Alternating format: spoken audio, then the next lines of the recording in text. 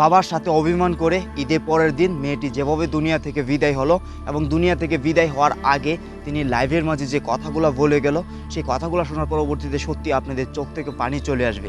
বিশ্বাস করেন ভাই, ওই মেয়েটার 22-20 মিনিটের যে লাইভটা আমি দেখলাম এবং লাইভের মাঝে যে কথাগুলো বলল, সত্যি এই কথাগুলো শোনার পরবর্তীতে আমি আমার চোখের পানি ধরে রাখতে পারলাম না।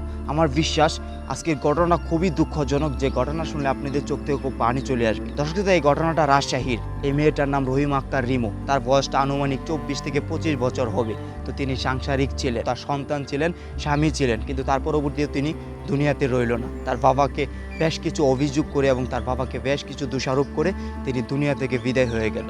দর্শক, তার বিদায় হওয়ার আগে তিনি একটা লাইভ করেছে এবং সেই লাইভে তিনি তার বাবাকে দোষারোপ করেছে যে, বাবা, আজ আমি চলে যাওয়ার পিছনে বা আজ আমি এই কাজটা করার পিছনে একান্তই তুমি দায়ী।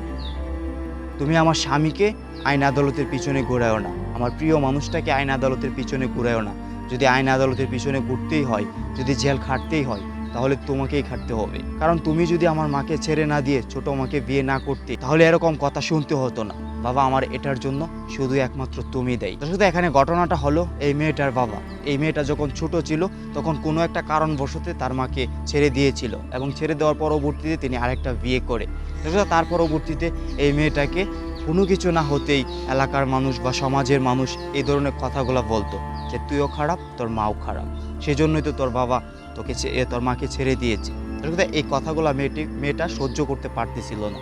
তো আমরা যতটুকু ওই মেয়েটার লাইভ দেখে বুঝতে পারছি, তো ওই মেয়েটা এই ধরনের কথাগুলাই বলতেছিল এবং তিনি তার স্বামীকেও কিছু কথা বলেছে যে, আমি দুনিয়া থেকে চলে যাওয়ার পরে হয়তোবা তুমি একজনকে বিয়ে করবা, তো তোমার কাছে একটা রিকোয়েস্ট রইল, ওই মানুষটাকে তুমি একটু সময় দিও। এবং তার যে ছোট্ট মেয়েটা ছিল তাকেও তিনি কথা বলেছে যে, মা, তুই তোর মার মতো কাজ করবি না, তুই নিজেকে শক্ত করবি। কারণ আমি তো নিজেকে শক্ত করতে পারলাম না, কারণ আমাকে যে মানুষ কথাগুলো বলতো সেগুলা আমার কাছে আর সহ্য হতো না।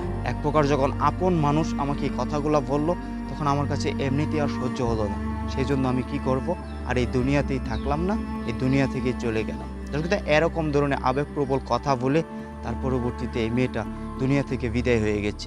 এবং তিনি দুনিয়া থেকে বিদায় হওয়ার আগে তিনি বেশ সাজুগুজু করেছে। তিনি এটা বলেছে, আমি তো আমার বিয়ের মাঝেও সাজতে পারিনি, তো এখন আমি সাজি, কারণ আমার তো এটাই শেষ বিদায় বা চিরবিদায়।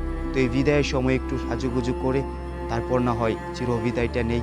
তো এরকম ধরনের কথাগুলো এই মেয়েটা বলে তার পরবর্তীতে তিনি এভাবেই আমাদের মাঝ থেকে চলে গেল। এখন আপনারা আসলে কি বলবেন? একটা মানুষের মনে কতটুকু কষ্ট বা একটা মানুষের মনে কতটুকু ডিপ্রেশন থাকলে এরকম কাজ করে?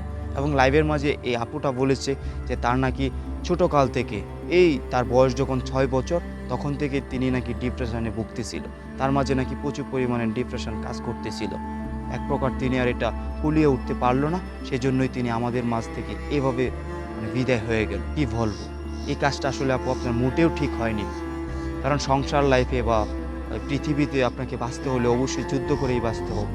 মানুষ অনেক কথাই বলবে, তো মানুষের কথা শুনে আপনি চলে যাবেন, আসলে এগুলো ঠিক ছিল না। আর কি বলবো, বর্তমান সময়ে বাপ মা যদি খারাপ হয় তাহলে কি সন্তান খারাপ হয়? এই আপুটা কিন্তু এই কথাগুলো বলেছিল যে, আমার বাপ মা খারাপ হতে পারে কিন্তু আমি তো খারাপ ছিলাম না, কিন্তু তোমরা আমাকেও কথা বলেছ, আমি আর সহ্য করতে পারলাম না। তাহলে তো আসলে আমাদের মাইন্ড এবং আমাদের চরিত্রগুলো চেঞ্জ করতে হবে, কারণ আমাদের কথার কারণে অনেকের ইমোশনালে গিয়ে লাগে, অনেকের ব্যক্তিগত জায়গায় গিয়ে লাগে, সেজন্য দায়ী কার? আমরাই তো। যেহেতু আপনার ভিডিওটা অতিরিক্ত পরিমাণে শেয়ার করে দিবেন এবং আপনাদের মূল্যবান মতামতটুকু অবশ্যই কমেন্ট বক্সে জানিয়ে দেবেন। আজকের মতো ভিডিওটা এখানে শেষ করতে যাচ্ছি, পরবর্তী কোনো ভিডিওতে খুব দ্রুত দেখা হবে।